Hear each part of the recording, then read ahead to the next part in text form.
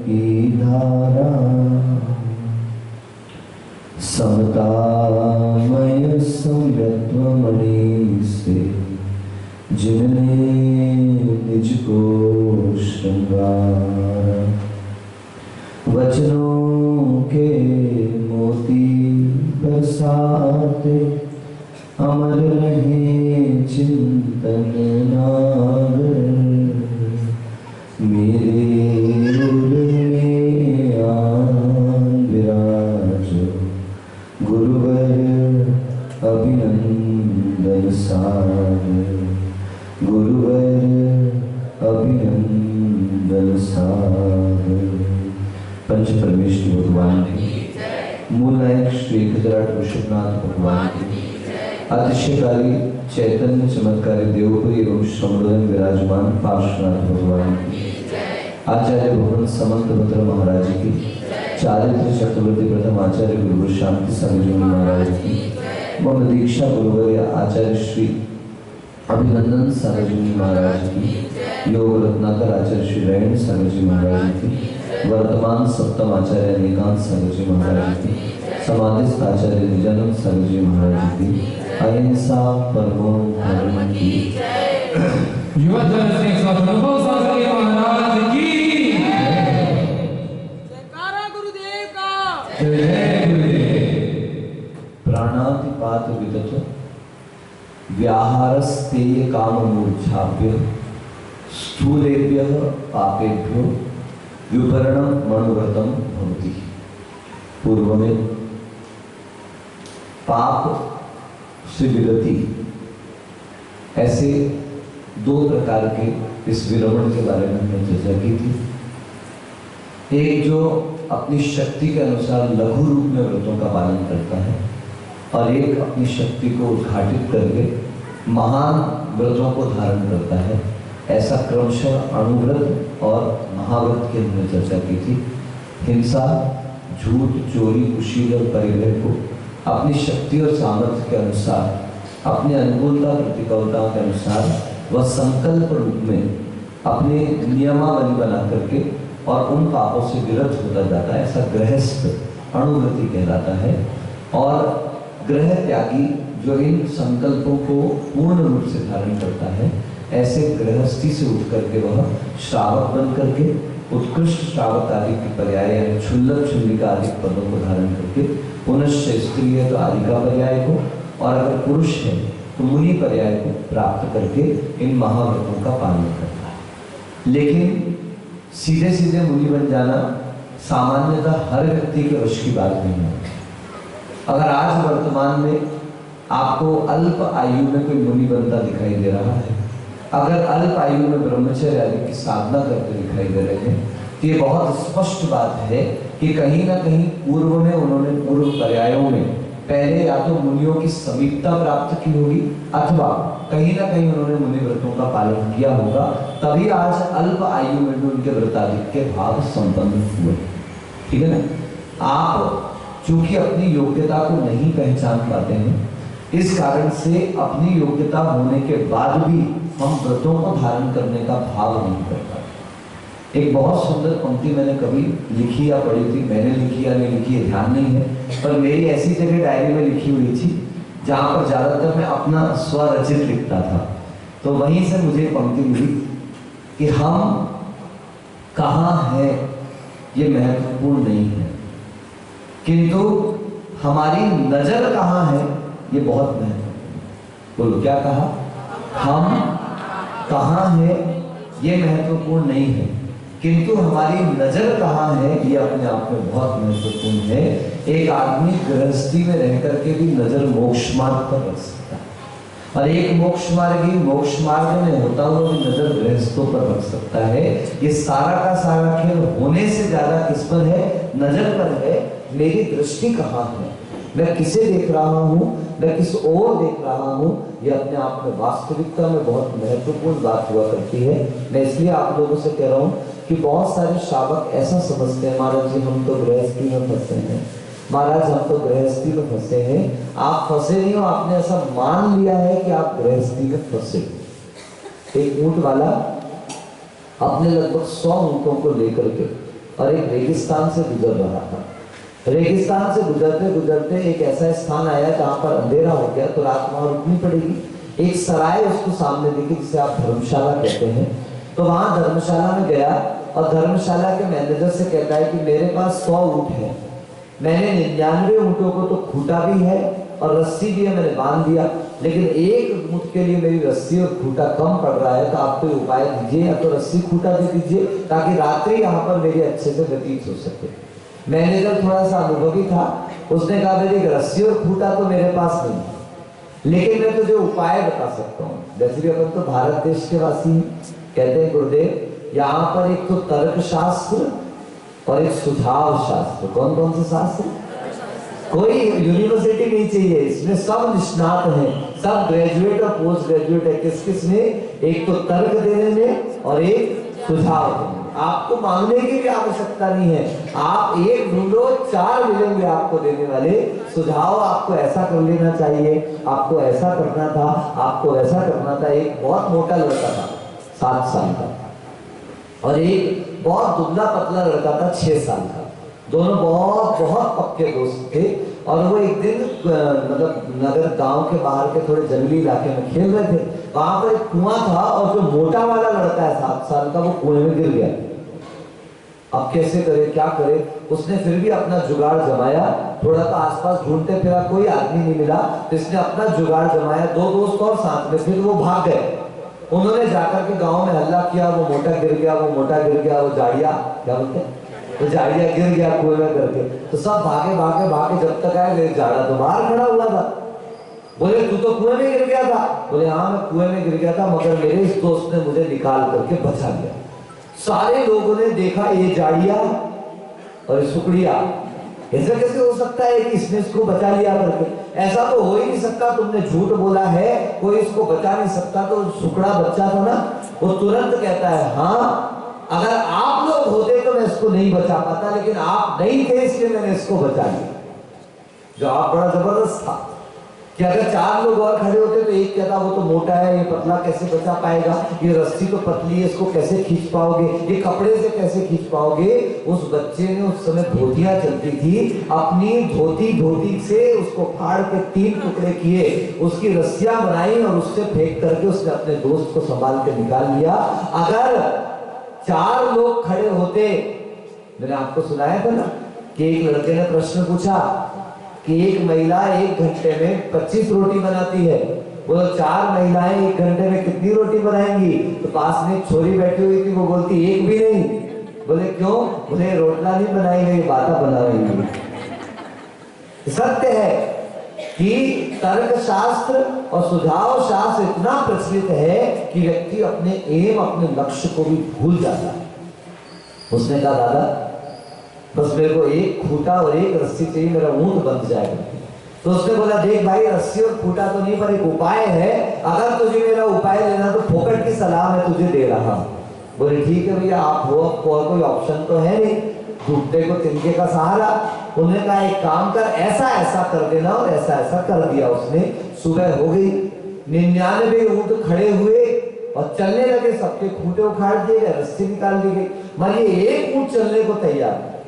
और आपको आश्चर्य होगा, ना तो रस्सी बनी थी ना तो खूंटा गाड़ा गया था। अब वो जो धर्मशाला का जो आदमी था वो बाहर आया, उसने बोला क्या हुआ? बोले ये ऊंट उठ ही नहीं रहा है, चलने को तैयार नहीं, मैं बहुत देर से परेशान हूँ। बोले ये वही वाला ऊंट तो नहीं जिसके लिए तू रात को आया था? बोले हाँ ये वही वाला ऊंट है। बोले अब तो पागल तू है। बोले क्यों? ना मैंने इसको रस्सी से बांधा, आपने कहा था, ना मैंने इसको खूंटे से बांधा, आपने कहा था। बोले भाई हाँ वही तो कह रहा हूँ कि मैंने तुझे कहा था कि इस ऊंट को ऐसे ऐसे करना, ऐसे ऐसे करना और एक ठोक देना, ये ऊंट मान जाएगा कि इसको बांधा और ठोका गया है। अब तूने जब सुबह उठाया तो क्या तूने रस्सी खोलने का नाटक किया क्या? बोले नहीं किया। तूने खूंटा उखाड़ने का नाटक किया क्या? बोले नहीं किया। बोले इस ऊंट ने मान लिया है कि मैं खूंटे से गड़ा हुआ हूं और मेरे गर्दन में क्या लगी हुई है? रस्सी लगी हुई है। प्रयोग करके देख ले। उस ऊंटों के मालिक ने संभाल करके उसकी रस्सी को खोला और एक खूंटे को उखाड़ने का नाटक किया। वो ऊंट अपने आप खड़ा हुआ और चलने लगा। आप जानते हो सौरभ कौन सा था यशवंत भाई? है नैना जी ने पहले कह दिया हम। सत्य है या सत्य क्या है? हम सारे वही बिना खूंट और बिना रस्सी वाले ऊंट हैं कि जिन्हें किसी ने बांधा नहीं है, जिन्हें किसी ने ठोक कर बैठाया नहीं है, लेकिन हम सब ने अपनी मानसिकता बना के रखी हुई है कि देखो मैं तो बंधा हुआ हूं, मैं नहीं होऊंगा तो घरवाली का क्या होगा, घरवाली कहती मैं नहीं होंगी तो इनका खाना पीना कौन खिलाएगा, वो दोनों सोचते हम नहीं होंगे तो बच्चों का क्या होगा। जबकि याद रखना सब आते हैं और चले जाते हैं, लेकिन संसार आज तक किसी के लिए रुका। समीचीन रूपेण सरति इति संसारः, जो समीचीन रूप से संसरण कर रहा है उसको क्या कहते हैं? संसार। संसार को संसरण कर ही रहा है। ये रुकना चलना सब हमारे हाथ में है। हम रुक जाते हैं तो संसार रुका दिखने लगता है, हम चलने लगते हैं तो संसार चलने लगता है। वस्तुतः सच ये है कि ना तो संसार रुकता है, ना किसी के द्वारा रोका जा सकता है। ये सारी की सारा खेल किसका है? हमारी मानसिकता का है। गुरुदेव कहा करते थे, आज बोले साहब, धर्म का श्रवण तो बहुत हो रहा है। बोलो पूरी लाइन बोलो। लेकिन समय पर धर्म का स्मरण नहीं होता। बोलो बोलो बोलो बोलो। मेरे से बोल के नहीं हो रहा है ज्यादा, मैं जस्ट बैठ गया हूँ क्योंकि प्रवचन नियामक रूप से अपन करते हैं। मेरी शारीरिक स्थिति के अनुकूल नहीं थी, फिर भी मैं बोल रहा हूँ। तो आप बोलोगे तो मुझे बड़ा सपोर्ट मिलेगा और मैं आपको और दो चार बातें सुना दूंगा। नहीं तो यहीं पर महावीर भगवान की जय हो जाएगी, चले जाएंगे। हमने कोई ठेका तो लेके ही रखा हुआ है कि रोज आप रोटी खिलाओगे तो हमको प्रवचन करना पड़ेगा। क्यों नेटवर्क भाई, हम प्रवचन नहीं भी करेंगे तो रोटी तो खिलाओगे, है खिलाओगे नहीं खिलाओगे? नेटवर्क में बोले महाराज आप टेंशन कम तो बाटी भी खिला देंगे, लेकिन वो संडे को ही खिलाएंगे महाराज। आज तबीयत ठीक नहीं थी तो डॉक्टर साहब आए, कहा आनंद में ठीक नहीं थी। हाँ आनंद सामने बैठ गए। अच्छा डॉक्टर साहब सबसे पहले सुबह आके यही पूछते महाराज जी कल रविवार था बाटी तो खा के नहीं आ गया? मैंने कहा भैया रविवार हो चाहे सोमवार हो, साधु का तो हर दिन एक समान है। यहाँ पर कोई नया दिन नई रात नहीं है। चर्या जो थी उसको वैसा का वैसा ही पालना है। तो कहने का तात्पर्य हम धर्म का श्रवण तो बहुत करते हैं, लेकिन धर्म का स्मरण समय पर हमको नहीं रह पाता। ये हमारे लिए सबसे बड़े दुख का कारण है। हमारे गुरुदेव ने एक हाइको लिखा था, हाइको मैं आपको बता चुका हूँ, बोलिएगा। कम से कम श्रवण का वर्ग हो, प्रयोग काल जितना सुना उसका स्क्वायर करो। 1 घंटा सुना है तो 2 घंटे प्रयोग करो, 2 घंटे सुना है तो 4 घंटे प्रयोग करो, 4 घंटे सुना है तो 4 चौको 16 घंटे का प्रयोग होना चाहिए। यहाँ होता क्या, सुनना तो इतना हो रहा है, इतना हो रहा है, इतना हो रहा है। सुबह टीवी खोलो, दोपहर को टीवी खोलो, शाम को टीवी खोलो, रात को टीवी खोलो। और अब महाराज टीवी नहीं खोलनी पड़ती, अब तो मोबाइल खोलो। और उसमें भी ऐसा है, अगर किसी चैनल को सब्सक्राइब कर दिया है तो वहां से टन टन टन टन घंटी और बजती है कि ये प्रवचन अपलोड हो चुके हैं, यहाँ से ये अपलोड हो चुका है। अब तो भैया इतने आलसी बना दिए। मैंने सुना केजरीवाल जी ने कहा मैं सारे दिल्ली को पानी मुफ्त दूंगा। क्या करूंगा बोलो ना? तो एक काम करो, सारे दिल्ली वालों को डांडिया और पकड़ा दो, डांडिया खेलेगा और बचा क्या जिंदगी में? पानी मुफ्त दोगे, बिजली मुफ्त दोगे, तुमने अपने सारे जनता को नपुंसक बना दिया। क्या बना दिया? नकारा बना दिया। आप कमाइए और खाइए। ये नकारा नपुंसक बनने के लिए हमारी सरकार नहीं है, नकारा नपुंसक बनाने के लिए हमारी सरकार नहीं है। आप अपने कार्य में मजबूर बने। और आपके यहाँ तो मारवाड़ी फेमस रहे साहब, जाइए आप बंबई। ज्यादातर ये जब हमारे महाराज अनुचर आए, इन्होंने बताया कि महाराज 50 साल हो गए हमको बंबई में रहते रहते, और जब हम जवान थे हमारे घर वालों ने हमारे को लेकर के आ गए बंबई, और बंबई में आके अपनी दुकान में नहीं रखा, दूसरे की दुकान में नौकरी करने के लिए छोड़ा। ये सब बताते हैं, पवन जी बताते हैं, ये आपके खोड़निया जी बताते हैं, ये कीर्ति भाई हमको बताते हैं, महाराज जी अपनी अपनी दुकानों में नहीं बिठाया शुरू में हमको। हमारे माता पिता ने हमको पहले दूसरे की दुकान में नौकरी करने के लिए लगाया, और जो व्यक्ति दूसरे के अंडर में रहना नहीं सीख सकता है वो कभी नायक नहीं बन सकता, वो कभी दूसरे को अंडर में नहीं रख सकता। जब दूसरे के अंडर में आप रहते हैं, दूसरे का नौकरी करते हैं, तो एक नौकर का कष्ट क्या होता है, एक नीचे वाले व्यक्ति की स्थिति क्या होती है। आज सब सुविधा देखो ना, गाड़ियों ने फाइनेंस करवाना चालू कर दिया, गाड़ी कंपनियों। वो आते हैं जिनकी औकात नहीं थी गाड़ी पे हाथ रखने की, वो बड़ी बड़ी केटीएम पर घूम रहे भाई।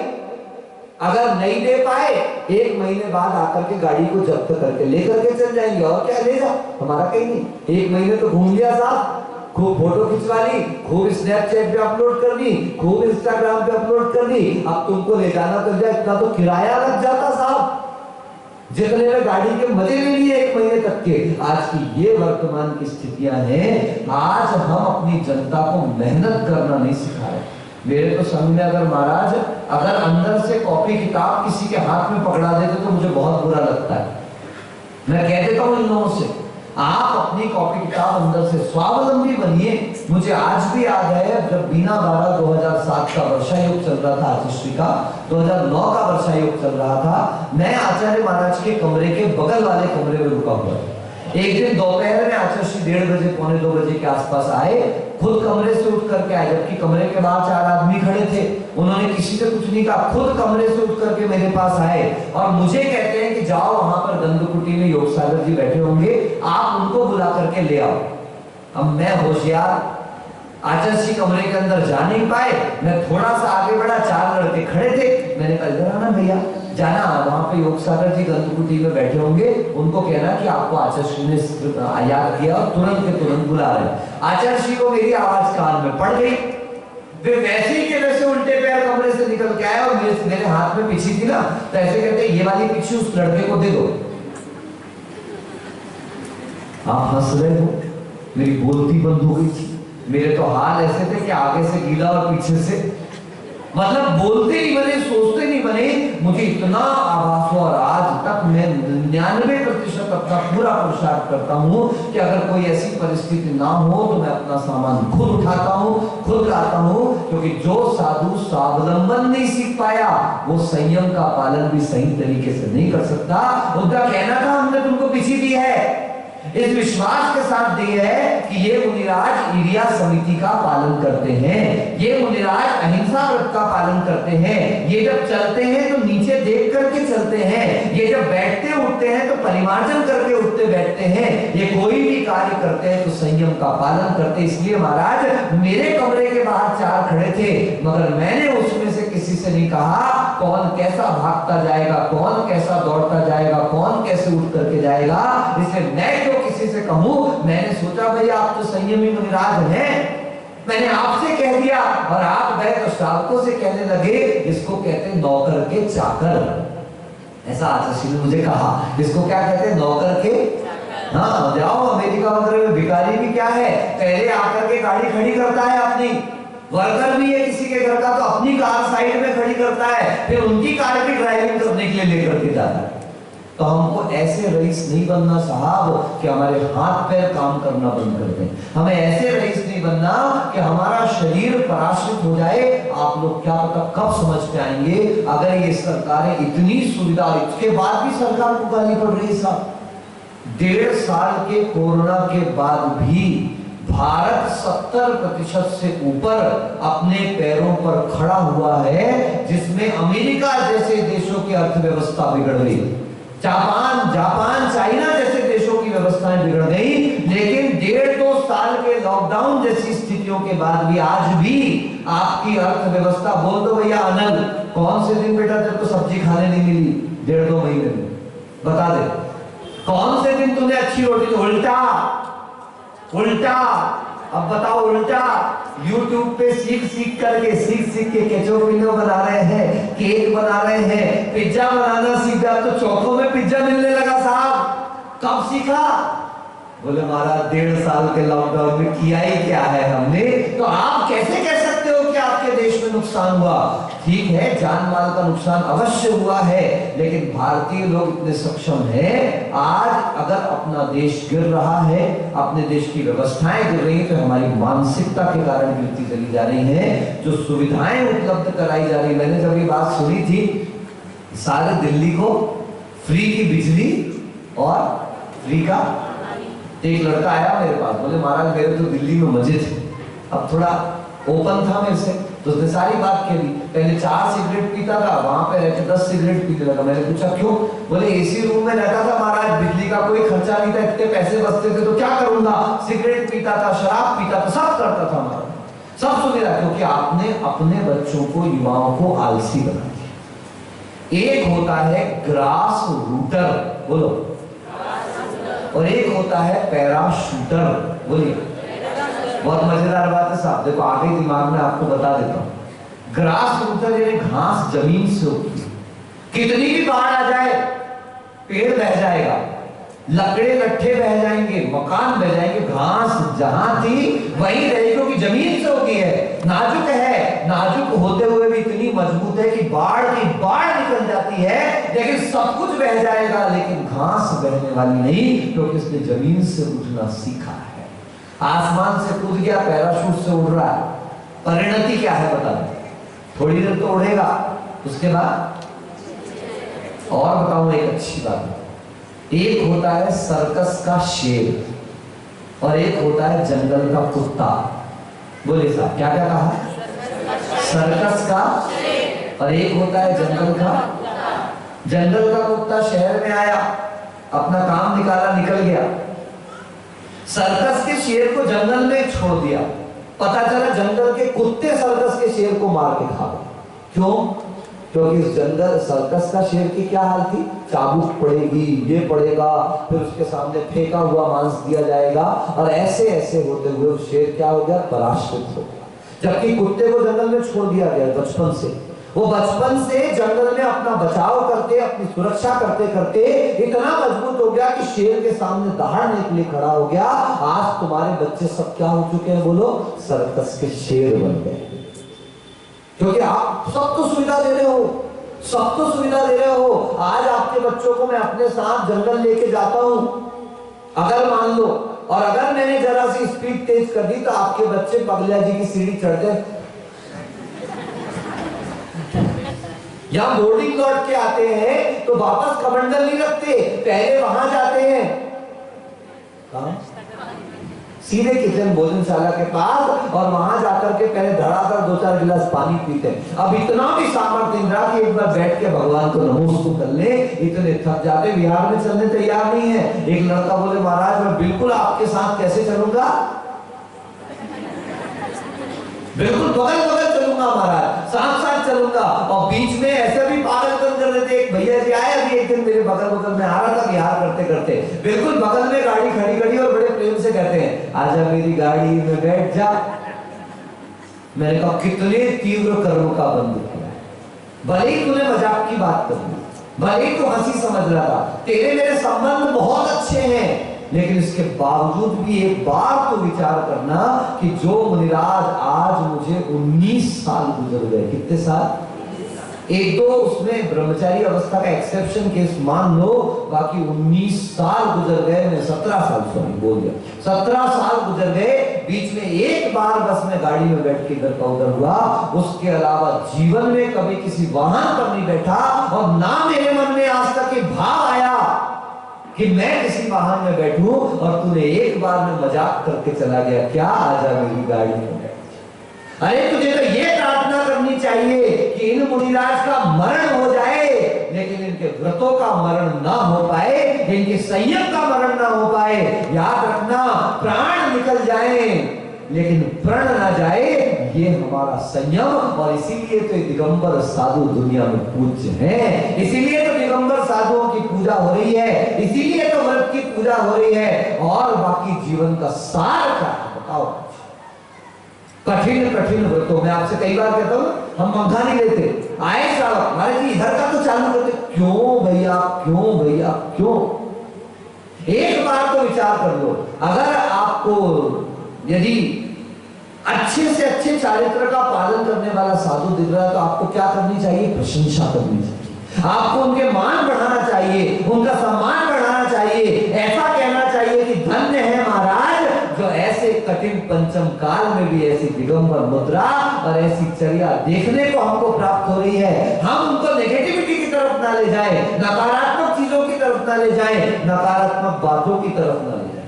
अब बाहर को जाते हैं साहब, अभी मेरा कुछ नियम चल रहे हैं, बार बार बोलना अच्छा नहीं लगता, आप सब जानते हो क्या होता है। महाराज जी रबड़ी खा लोगे तो ले, हमने कहा हमारा रबड़ी का त्याग, इशारा किया तो ज्ञानमती जी आदेश दे रही, ज्ञानमती हमारी माता जी नहीं, चौके की ज्ञानमती माता जी आदेश दे रही है, अरे महाराज जी क्या रबड़ी त्याग कर दिया आपने, क्या आपको बुरा त्याग करना, जबकि आपको उस समय क्या शब्द कहना चाहिए। निर्मला जी सुन रहे, आपके लिए नहीं बुरा, पर आपसे पूछ रहा हूं, अगर मेरे बुरे का त्याग है तो आपको क्या कहना चाहिए? क्या महाराज जी ये कोई उम्र है आपकी बुरा त्याग करने की?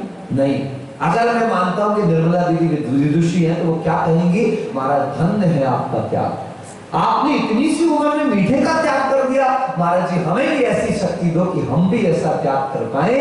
ये सम्यक दृष्टि जीव इस तरीके से साधुओं के तप का समर्थन करेगा, वो उंगली नहीं करेगा। ये कोई उम्र है? ऐसा होता है? चलो ठीक है ना महाराज जी, औषधि की तो छूट रख लो, आप टिकाओगे नहीं, किंतु आप उनके ज्ञान में, उनके धर्म में, उनके चारित्र में, उनके तप में क्या करोगे? उनकी वृद्धि का उपाय करोगे। देखो आप जरा सा ऐसा बोल के तो देखो, महाराज तबियत खराब थी फिर भी आपने प्रवचन किया, अपने आप अपने अंदर एक प्रकार का, यहाँ घमंड अधिकार की बात नहीं, लेकिन एक अपने आप में संबल मिलेगा कि चलो इन्होंने इसका उपयोग तो किया, इन्होंने इस बात को समझा। तो इसलिए बंधुओं याद रखना, आज धर्म का श्रवण तो बहुत हो रहा है लेकिन धर्म का स्मरण हमें नहीं रहता। आप पूरा पुरुषार्थ कीजिए कि भगवान हम श्रवण तो 10 मिनट करेंगे, लेकिन उस 10 मिनट का प्रैक्टिकल, अब तो आर्ट्स की डिग्री में बिना प्रैक्टिकल के नहीं होती। पहले सुना था आर्ट्स में तो कोई प्रैक्टिकल नहीं होता, अब आर्ट्स की डिग्री में भी प्रैक्टिकल रख दिया गया है, कॉमर्स की डिग्री में भी प्रैक्टिकल रखा गया है। इंजीनियरिंग और मेडिकल तो बिना प्रैक्टिकल के होते ही नहीं है। सीए करने जाता है तो उसको भी क्या करनी पड़ती है? इंटर्नशिप करनी पड़ती है, इसका अर्थ प्रैक्टिकल करना पड़ता है। जिसको तुमने प्रयोग करके नहीं देखा उसकी थ्योरी बताने का अधिकार आपके पास नहीं है। क्या सुना? बोलो जल्दी से, बोलो बोलो। जिसको प्रैक्टिकल करके नहीं देखा उसकी थ्योरी सुनाने का अधिकार आपके पास नहीं है। या फिर जो आदमी प्रैक्टिकल कर रहा है उसको थ्योरी का ज्ञान देने की आपको कोई आवश्यकता। यही तो साधु और पंडित में अंतर होता है साहब। पंडित थ्योरी सुनाता है, प्रैक्टिकल नहीं करता। साधु थ्योरी कम बताते हैं और प्रैक्टिकल ज्यादा करके दिखाते हैं, इसलिए वो निर्जरा निर्जरा निर्जरा के मार्ग करते हैं। ये 5 प्रकार के पापों की व्यवस्था हमारे यहाँ बताई है। उन्हीं 5 पापों को किस प्रकार से एलिमिनेट करना है, कैसे उन पापों को जीतना है, ये व्यवस्था व्रत के रूप में आती है। जो पूरी तरह से पालन करे सो महाव्रत, और जो अपनी शक्ति अनुसार अल्प नियमों को धारण करे वो अनुव्रत कहलाता। अनुव्रत का अर्थ प्रतिमा आदि के व्रत कहलाते हैं। क्या कहलाते हैं? प्रतिमा। और वह व्रत संकल्पात कृतकारित मननाद्योगस्य त्रयस्य तरसत्मान नहिनस्त्यत् तदाहु स्थूल बदाद विरमणम निपुणाः निपुणाः गणधर परमेश्वरियों ने जो निपुण हुए हैं शास्त्र ज्ञान में, उन्होंने कहा है संकल्प पूर्वक 4 प्रकार की हिंसा है साहब बोलेंगे। औद्योगिक हिंसा, आरंभी हिंसा, औद्योगिक आरंभी, उसके विरोधी हिंसा, और अंतिम होती है आपकी संकल्पी हिंसा। ठीक है? औद्योगिक हिंसा, आप व्यापार करते हैं, आप ये सारे व्यापार आदि के कार्यों में जो हिंसा होती है औद्योगिक हिंसा करें। घर परिवार के जो क्रिया है, खाना बनाना, कपड़े धोना आदि की हिंसा कौन सी हिंसा कहलाती है? आरंभी हिंसा कहलाती है। और अगर कोई मुझे मारने आ रहा है, आपकी बात है, हमारी बात नहीं है, क्योंकि गृहस्थों का वर्णन है। कोई आपको मारने आएगा, ले दूसरा गांधी साहब, ये गांधी जी नहीं बनना है क्या? गांधी जी को नहीं कह रहा, वो उनका धर्म जाने, अपने गधे नहीं बनना भैया। अगर किसी ने एक गाल में झापड़ मारा है, खड़े हो जाओ, हाओ कैसे मारा तूने, किस बात से मारा तूने। आपके पास अगर सफिशिएंट कारण तो दूसरा गाल भी देता हूं, और अगर सफिशिएंट कारण नहीं है तो हु आर यू। अगर आप अपने ऊपर होने अत्याचार का विरोध नहीं करते हो तो आपको अहिंसक नहीं नपुंसक कहा जाएगा। ये श्रावक की परिभाषा बताई जा रही है, अच्छे से दिमाग में बैठाना। अपने ऊपर होते अन्याय का विरोध करना, अहिंसक भी विरोध करे, हाँ ये अवश्य बात है। अहिंसक अपनी अहिंसा की मर्यादा को ध्यान में रखते हुए ही उसका विरोध करेगा। ऐसा नहीं तलवार लेके खड़ा हो जाएगा, ऐसा नहीं छुरा गुलापाला लेकर के खड़ा हो जाएगा। इस प्रकार से अहिंसा धर्म में संकल्प हिंसा नहीं करेगा। कौन से मारूंगा ही, तू निकल बेटा बाहर में बताता हूं, तू कला मैं तेरे को बताता हूं, तू मिल मेरे को मैं तेरे को बताता हूं। अब इसमें मारा वारा कुछ नहीं, लेकिन संकल्प कर लिया मैं तुझे छोड़ूंगा नहीं। ऐसी संकल्प हिंसा गृहस्थ नहीं करता है, ऐसी संकल्प हिंसा श्रावक नहीं करता है। लेकिन आरंभी विरोधी और औद्योगिक हिंसाएं जो उससे अयथा योग्य उससे होती है, उसका वह प्रतिक्रमण प्रायश्चित करके अपने परिणामों को निर्मल कर अपनी गृहस्थी में रहता हुआ भी ये धर्म स्मरण धर्म ध्यान अपना बना करके चलता है। इसे जैनाचार्य कहते हैं अहिंसा अनुव्रत। कौन सा व्रत कहते हैं? संकल्प कृत कारिक और अनुमोदन। संकल्प पूर्वक नहीं करेगा, कृत कारिक अनुमोदना से नहीं करेगा, ठीक है ना। अभी देखो मच्छर बहुत हो गए महाराज जी, मच्छर बहुत हो गए महाराज जी, लगा दिया ऑल आउट, सब व्रत आउट। क्या सारे व्रत ऑल आउट हो गए? पर मैंने देखा एक जगह, मैं शायद अहमदाबाद में था, अहमदाबाद में, तो वहां पर एक श्रावक आया। वो बोले महाराज जी आप प्रतिक्रमण करेंगे? अभी मैंने कहा हाँ। बोले महाराज जी आप बाहर करेंगे प्रतिक्रमण? मैंने कहा कमरे के बाहर करेंगे। बोले ठीक है 10 मिनट मैं कमरे में हूँ तो आपको कोई विकल्प नहीं। मैंने कहा मेरी क्या विकल्प भैया। तो वो गया, उसने 10 मिनट में कमरे में ऑल आउट लगाया। 10 मिनट मुझे ध्यान है, अंधेरा होने का समय था, उसके 10 मिनट पहले उसने ऑल आउट लगाया। सारे कमरे दरवाजे खिड़कियां बंद करी, लाइट बंद करी, और 10 मिनट बाद वो बाहर निकल के आया, उसने सब दरवाजे खिड़कियां खोल दिए। मैंने पूछा क्या किया? बोले महाराज जी विवेक का प्रयोग किया। मैंने कहा क्या प्रयोग किया? बोले मैंने सारे दरवाजे खिड़कियां लाइट बंद करके अंदर ऑल आउट लगा दिया, इसकी स्मेल पूरे में भर गई। अब मैंने दरवाजे खिड़कियां सब खोल दी, जितने मच्छर निकलना आप निकल जाएंगे, बस एक शर्त है अब आप कमरे में लाइट मत चालू होने देना। अगर लाइट चालू हुई आप जल्दी बैठे भाई, झाड़ू लगा बता दो जल्दी बैठो, प्रवचन चल रहा है बीच में डिस्टर्ब नहीं करो, नहीं तुम्हारे ऑल आउट हो जाओगे सब पूरे। तो उन्होंने कहा मुझे बड़ा गजब लगा, मुझे लगा उस श्रावक में इतना विवेक प्रयोग कर रहा है वो, कि उसने ऑल आउट ऐसे लगाया कि मच्छर तो भग जाए, आप कहते ना सांप भी भग जाए और लाठी भी न टूटे। आपके यहाँ तो कहावत ये थी कि सांप भी मर जाए और लाठी भी न टूटे। हमने थोड़ी कहावत को थोड़ा सा मॉडिफाइड कर दिया कि सांप भी भाग जाए और लाठी भी ना टूटे। ये एक श्रावक की क्रिया होती है, वो पाप को भगा भी देता है और अपना कोई नुकसान भी नहीं होने देता। ऐसे संकल्प पूर्वक कोई हिंसा नहीं करना, कृत कारिक अनुमोदना, हिंसा से बचना। ना तो मैं करूंगा, ना तो मैं करवाऊंगा, और ना तो मैं करने वाले के अनुमोदना करूंगा। ना हिनस्ती, किसी के भी प्राणों का घात जो नहीं करता है मन वचन काया से, वह अहिंसा अणुव्रत की श्रेणी में आता है। ऐसा अहिंसा अणुव्रत जगत में पूज्य होता है। चांडाल ने अहिंसा धर्म का पालन किया, नियम लिया था अष्टानिका पर्वों में किसी का घात नहीं करूंगा। राजा क्रुद्ध हो गया, तुझे मारना पड़ेगा, उसने कह दिया नहीं मारूंगा। उसने उसी चांडाल को उठा करके क्या कर दिया, उस मगरमच्छ से भरे पानी के कुंड में डाल दिया। परिणाम देखो, कुछ क्षणों के अंदर देवों ने सिंहासन पर विराजमान करके उस चांडाल को ऊपर विदा करके लिया। किसका प्रभाव? ये अहिंसा अणुव्रत का किसका प्रभाव? महाव्रत का नहीं। ये छोटा सा नियम, एक छोटा सा नियम भी आपको इतना ऊंचा उठा करके ले करके जा सकता है। इसलिए इस अहिंसा अधिक व्रतों का महत्व समझे। इन्हीं भावनाओं के साथ बोले गुरु आचार्य अभिनंदन सागर जी मुनि महाराज जी की। आज किसी परिस्थिति विशेष के कारण अश्विन भैया उपलब्ध नहीं है और राजू भैया भी नहीं आए, तो कल किन की पूजा आदि की व्यवस्था हमको जानकारी नहीं है। अगर किसी को जानकारी